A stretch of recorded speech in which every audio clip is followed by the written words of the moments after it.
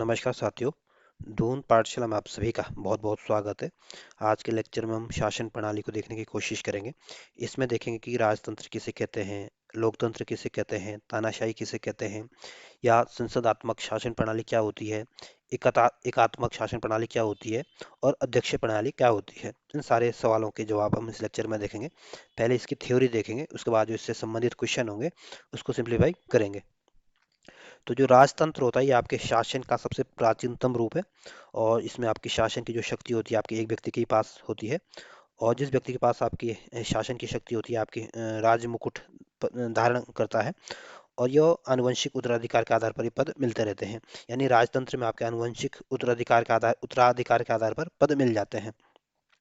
जो कुलीन तंत्र है इसको आपके अरिस्टोक्रेसी भी कहते हैं, और इसमें जो शासन का जो रूप होता है इसमें आपके राजनीतिक सत्ता थोड़े से लोगों के पास होती है, और वही इसका प्रयोग करते हैं। जो तानाशाही है इसको आपके अधिनायक तंत्र भी कहते हैं, और इसमें आपके एक ही व्यक्ति जो होता है आपके निरंकुश शासन हो, एक ही व्यक्ति होता है और वो आपका निरंकुश शासक होता है, और वो बल के माध्यम से अपने पद पर आसीन होता है, और वो किसी के प्रति आपका उत्तरदायी नहीं होता है। जो प्रजातंत्र है ये आपके शासन का सबसे अच्छा रूप माना जाता है, और वर्तमान समय में आपके सबसे लोकप्रिय रूप है। और इस प्रजातंत्र में जो सत्ता होती है आपके जनता में नियत होती है, और जनता की इसमें संप्रभुता होती है। प्रजातांत्रिक या लोकतांत्रिक शासन प्रणाली में कई रूप होते हैं, जैसे आपके संघात्मक शासन हो गया, एकात्मक शासन हो गया, है ना। और इस संघात्मक शासन को ही आपके संसदीय शासन व्यवस्था भी कहते हैं, और एकात्मक शासन व्यवस्था को ही आपके अध्यक्षीय शासन व्यवस्था का रूप भी कहते हैं, या अध्यक्षात्मक शासन प्रणाली कहते हैं। राज्य के जो सबसे महत्वपूर्ण तत्व होते हैं, राज्य के महत्वपूर्ण तत्व होते हैं, एक तो संप्रभुता होती है, दूसरी आपकी जनसंख्या होती है, तीसरा आपका भूभाग होता है, चौथा आपकी सरकार होती है। तो किसी देश को देश कब कहा जाएगा, जब उसकी अपनी संप्रभुता हो, उसकी अपनी जनसंख्या हो, अपना भूभाग हो, और अपनी एक सरकार हो। राज्य का मतलब यहाँ देश से है, क्योंकि पॉलिटी में राज्य को आपका देश कहा जाता है। और किसी भी राज्य का सबसे जो अनिवार्य तत्व होता है ये आपकी संप्रभुता होती है। अगर किसी राज्य के पास संप्रभुता नहीं है, जनसंख्या है, भूभाग है, सरकार है, लेकिन संप्रभुता नहीं है, तो भी उसको आपके देश नहीं कह सकते या उसको राज्य नहीं कह सकते हैं। यानी संप्रभुता होना जरूरी है, क्योंकि इसके बिना कोई राज्य की श्रेणी में नहीं आता है। 1947 तक भारत भी आपका एक संप्रभु राज्य नहीं था, या यूं बोले कि भारत भी एक राज्य नहीं था, क्योंकि हमारा देश संप्रभु नहीं था, क्योंकि हमारे ऊपर जो ब्रिटिश क्राउन का शासन था। भारतीय संविधान के अनुसार देश में जो शासन प्रणाली है अपनाई है, आपके संसदीय शासन प्रणाली को अपनाया है, क्योंकि इसमें आपके जनता द्वारा चुने हुए प्रतिनिधि होते हैं, और जो कि आपकी शासन व्यवस्था का संचालन करते हैं। संसदीय शासन प्रणाली को ही आपके मंत्रिमंडलीय शासन प्रणाली भी कहते हैं, और इस प्रणाली में आपके संसद विधि निर्माण का सर्वोच्च संस्था होती है, और कार्यपालिका अपने समस्त कृत्यों के लिए आपके संसद के प्रति जवाबदेही होते हैं।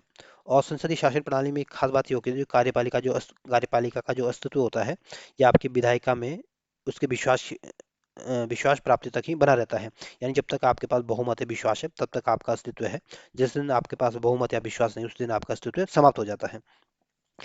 भारत की राजनीतिक व्यवस्था में संपूर्ण सत्ता को केंद्र और राज्यों के बीच संवैधानिक रूप से बांटा गया है, और यहाँ सर्वोच्च सत्ता जो है आपके जनता के पास नियत है। और प्रशासनिक राजनीतिक व्यवस्था विशुद्ध रूप से आपके एक लोकतांत्रिक गणतंत्र है। जो आपकी अध्यक्षात्मक शासन प्रणाली है इसे आपके राष्ट्रपति शासन प्रणाली भी कहते हैं, और या इसमें आपकी जो कार्यपालिका की जो शक्ति होती है आपके वास्तविक रूप से राष्ट्रपति के पास होती है। और अध्यक्षात्मक शासन प्रणाली का जो सर्वोत्तम उदाहरण देखने को मिलता है, या सबसे अच्छा उदाहरण देखने को मिलता है, आपको अमेरिका मिलता है। उदाहरण अमेरिका मिलेगा, क्योंकि यहाँ पे राजनीतिक प्रशासनिक व्यवस्था जो होती है आपकी अध्यक्षात्मक शासन प्रणाली है।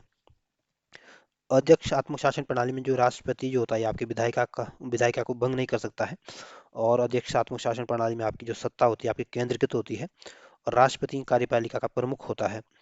और इसमें आपके अध्यक्षात्मक शासन प्रणाली में आपके राष्ट्रपति अपने मंत्रियों में के चुनाव में स्वतंत्र होता है, और मंत्रियों के चयन में व्यवस्थापिका की भूमिका नामात्र की होती है, जबकि संसदीय प्रणाली में उल्टा होता है। भारतीय संविधान की प्रस्तावना में जो प्रयुक्त शब्द है हम भारत के लोगों से है, क्योंकि जो हमारी जो प्रस्तावना है इस प्रस्तावना की शुरुआत हम भारत के लोगों से होती है, जिसका मतलब है कि भारत की जो सत्ता का जो एकमात्र स्रोत है ये आपकी जनता है।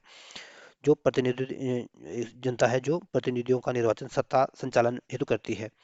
आपने देखा होगा जो भारत की जो प्रस्तावना है उसकी शुरुआत जो होती है be the people of India से होती है, हम भारत के लोगों से होती है।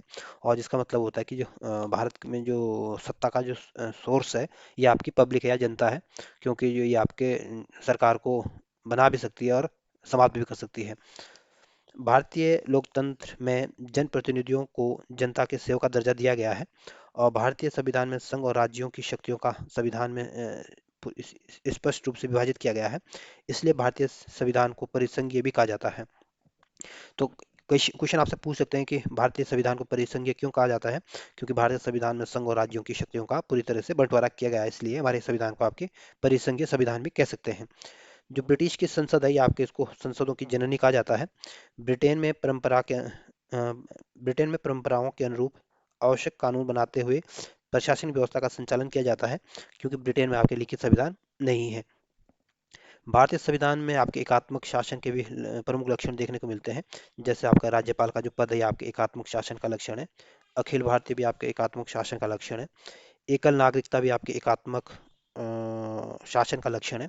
आपातकालीन प्रावधान और राज्यसभा में जो असमान प्रतिनिधि शामिल है ये भी आपके एकात्मक शासन के लक्षण है। भारत एक गणतंत्र है, इसका मतलब है कि जो भारतीय राजनीतिक या प्रशासनिक व्यवस्था के जो सर्वोच्च पद है उसका आपका निर्वाचित व्यक्ति आसीन होता है। तो पूछ सकते हैं कि भारत एक गणतंत्र क्यों कहा जाता है? क्योंकि हमारा जो राष्ट्रपति है आपका निर्वाचित होता है। भारतीय संविधान में संघात्मक और एकात्मक दोनों व्यवस्थाओं के तत्व पाए जाते हैं, परंतु आपके भारतीय संविधान मूल तो संघात्मक है। तो ध्यान रखना, भारत में एकात्मक और संघात्मक दोनों ही लक्षण देखने को मिलते हैं, लेकिन अधिकतर लेकिन है जो क्या है, भारतीय संविधान जो है मूल तो संघात्मक था।